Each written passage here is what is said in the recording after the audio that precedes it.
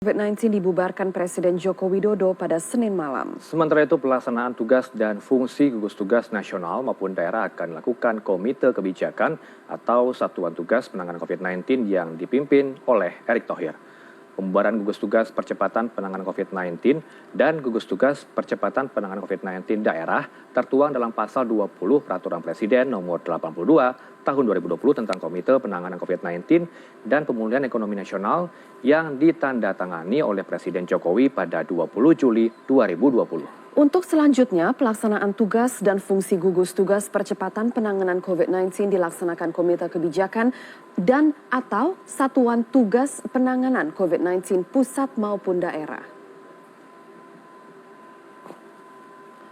Peraturan Presiden nomor 82 tahun 2020 dibuat untuk memastikan penanganan COVID-19 dan pemulihan ekonomi nasional dapat berjalan beriringan.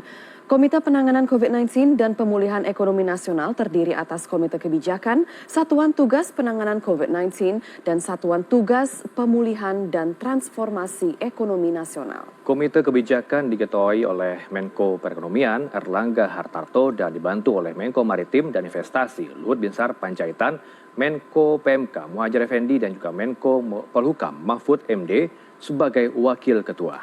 Komite Kebijakan ini akan berkoordinasi dan dikoordinatorkan oleh Satgas COVID-19 yang diketuai oleh Doni Monardo dan juga mengatur Satgas Perekonomian yang diketahui oleh Wakil Menteri BUMN Budi Gunadi Sadikin. Baik Satgas Percepatan Penanganan COVID-19 maupun Satgas Perekonomian, pelaksanaannya akan berada di bawah koordinasi Menteri BUMN Erick Thohir.